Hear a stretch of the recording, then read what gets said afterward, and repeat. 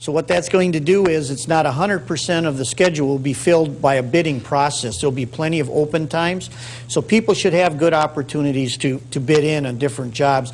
And then those additional, that 25% of those hours that that you don't need to sign up for will be available to others to sign up and work more hours. So we're hoping in that process that will allow them to do it. The other side of it is that breaking it down into 6-hour shifts, that gives us more shifts that people can bid and can work on. What I predict will probably happen is most people will probably take either a 24 or a 12-hour shift, get it done in a matter of a few days, few times working in a month, and then be done for the month. So we took a look at that. We looked at it. The other thing that we're doing is, because we realize this is really a key issue to it, is we're actually getting a software program that will allow people to schedule it, and they can see, they can trade amongst themselves if they have to. The key for us is the fact that they get in that 108 hours in a quarter, and they can trade. They can do that if they call in sick. There's a method in which we have set in place for them to do that, and how we can do a fill-in. So we're trying to work all of that together through an actual program that will allow us to do that. Mr. Lannis?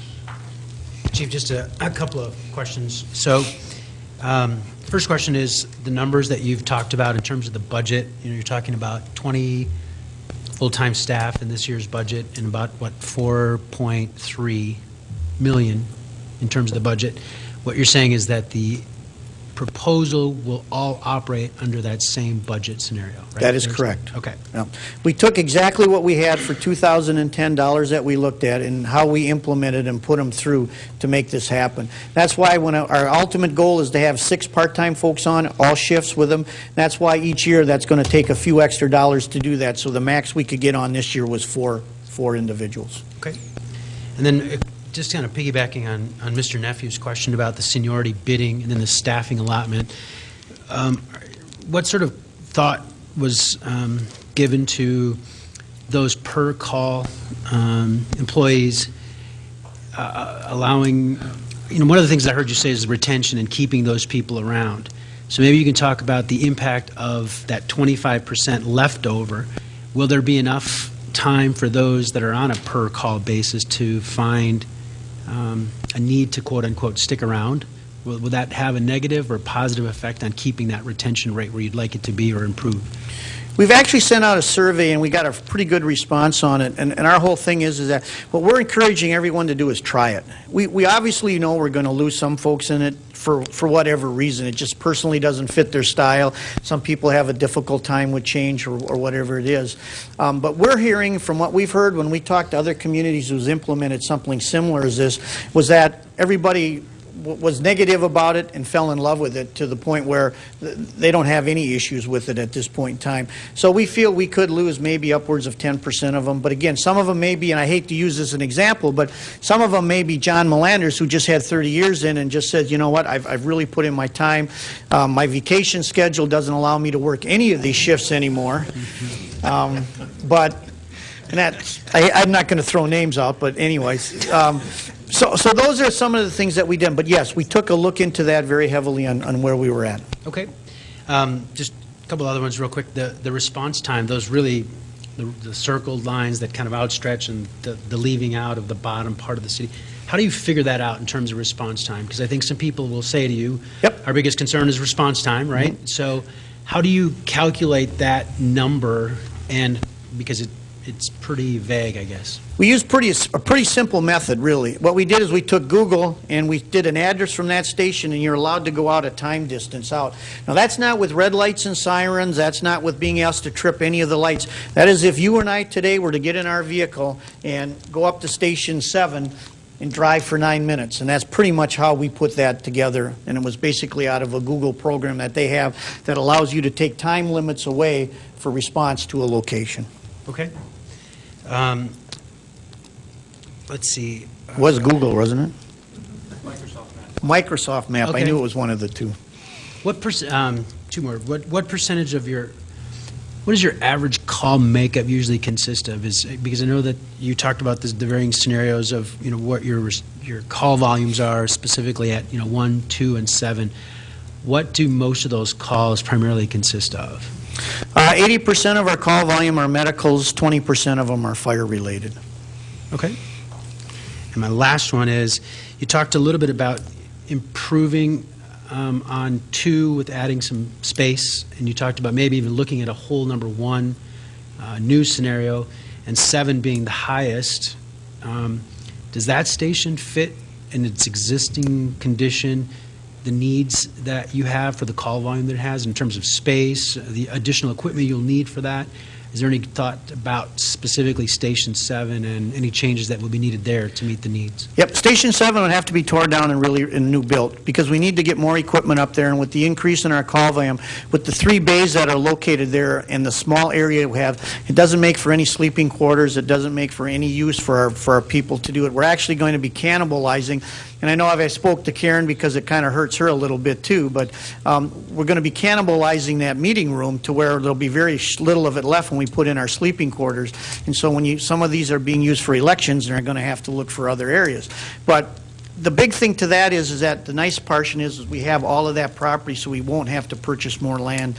It'll be a matter of just resetting that building in such a fashion that we can get more bays going up on it. And that was one of the things that'll be key, is that obviously we all know to save dollars, the more you go up is cheaper than making a wider footprint. And so that will be our goal, to try and put as much above everything as we can, but being able to take us in that location as we move forward. Thank you. Anything else? All right, I'd like to jump into the, that was the whole thing? I thought the other part, okay. So, any other questions that you have, I'd be happy to answer. You can see I didn't put that all together. Mr. Nephew.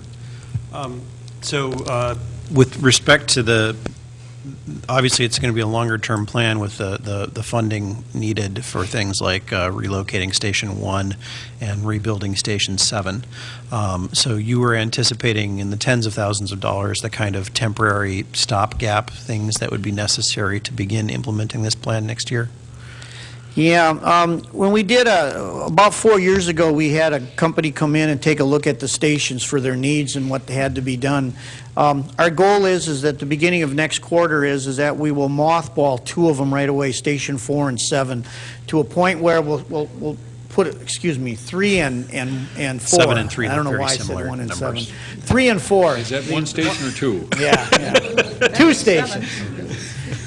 Probably the easier way to do it would be the Parkside Station over on which is Station 3, and then the Battle Creek one, which is down in London Lane, Station 4. And we'll put them to, we'll keep a truck in there for now for an all-call, but it won't, no other calls will come out of it. We'll set the heat way down. We'll try to minimize anything that we do in there. We may even close the bathrooms down because they won't be needed in case a pipe were to break. But we'll try to minimize the use and the expense on that as much as we possibly can at that point in time. Things that we would need in other stations, like some of the gear rack to facilitate more people, we would pull out of some of those. So we'll try and take them and get them to probably a dormant stage is probably the best way to put it until we move forward and get our new project going.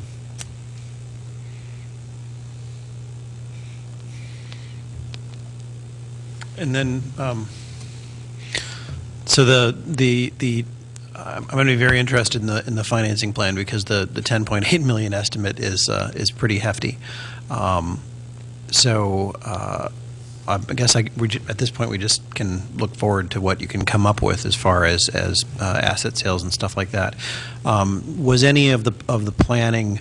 I mean, obviously one of the things that we've been interested in has been the East Metro Training Center, and I was listening to the radio on the way over here and hearing that the new majority in the legislature is not really interested in doing bonding at all, I guess, next year. Yeah, so it seems like there are dim prospects for money from the state. How good are the prospects for other grant or similar funding sources outside of a voter referendum? Well, as it stands now, all those other grants that we mentioned, the SAFER grant, which is for people, and the other fire stuff, and that's all federal grants. And at this point in time, those are set to go through, I believe it's 2014, that they were set in stage ahead of time over a 3-year period.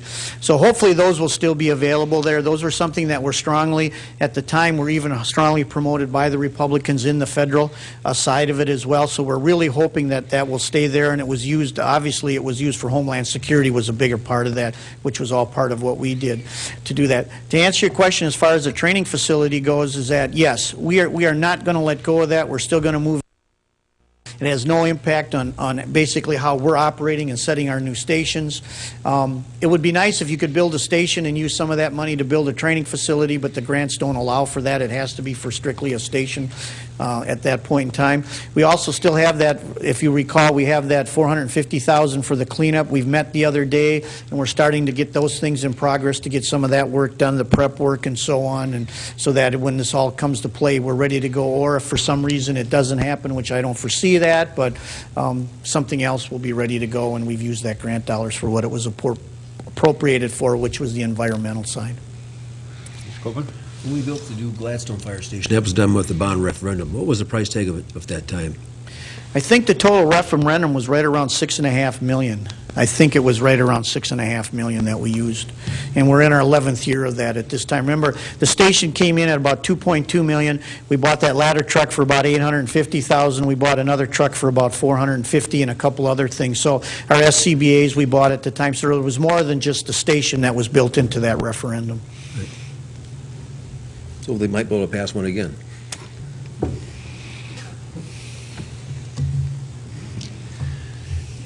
So I have received some communications from some citizens, and so this isn't a question for you, Chief, more thought for the council. And they've asked, a couple of them said, I want to talk to you about the closing of stations 3 and 4. And my response usually was, well, go ahead and talk. I don't know anything about it, because there's a study that's being done and we haven't heard about it yet. But they always ended up by saying, are we going to get a chance to comment on it? And I, of course, wrote back saying, of course you will. And so it seems like prior to us determining whether or not or how we're going to go forward with this, we need to have an opportunity for people to comment. And so I'm throwing that out to the council. That would be my thoughts. I'm seeing a couple of heads shaking in agreement. And so, Chief, in looking at your slides that you had, you know, your first step is for the council to take care of its business. And so I guess I'm saying that in order for that to happen, we need to have either a workshop where we invite the public to speak, or a council meeting agenda item where there would be a somewhat briefer report, and then an opportunity for people to comment. And so I'm thinking that's where we need to go to next. Mr. Lannis? Yeah, and actually, I'd called Mr. Nephew on the way home from work the other day and just kind of, and I had a brief conversation about this particular topic, and that there had been a number of, that I'd received a number of calls and emails asking about what are my thoughts on the new changes in the fire department. And I said, well, I don't really know of any just yet because we haven't had this conversation. And so I think there has been some information already shared with the public in informal, or certainly informal ways, I would gather. And so I would agree with Mayor Rossbach in that we do have to have community. I mean, this is a pretty significant change in certainly ideology. And so we would, one of the things we're often criticized for, Chief, is not getting public input enough. And I think that if we can find a way to allow people to just really vent if that's what they need to do, or gather information is 90% of what they're looking for, then we got to find a way to do that. Let me just point out one other thing, and I don't disagree with you at all, and obviously we talked about that, and as you can see, it was one of our things that we had on there where we knew we needed to do. We did, each year, the retiree firefighters, which goes back a considerable amount of years, they have a dinner and they all meet at one of the stations, and we did make this presentation to them, and so that may be how some of it was, but we did make that presentation to them, and so we knew they were still a large stakeholder, you know, having the years of service they had, living where they live. Many of them haven't, you know, still live very close to the stations, and for many of them, and again, I truly appreciate where you're coming from, and I truly agree we need to let that dialogue take place. But many of them said that they understood it totally, and they knew where it was headed and why we needed to do what we were going to do. And I'm hoping with some of this that they hear tonight, with our data that we have, if we need to provide more and response times and that, I feel very confident that we can assure them that, and again, it's for many of them, again, if you don't use the service, you don't need, it just isn't on your mind. And for the last year and a half, we've basically been operating out of the 2 stations to all those areas, so. Ms. Schoenman?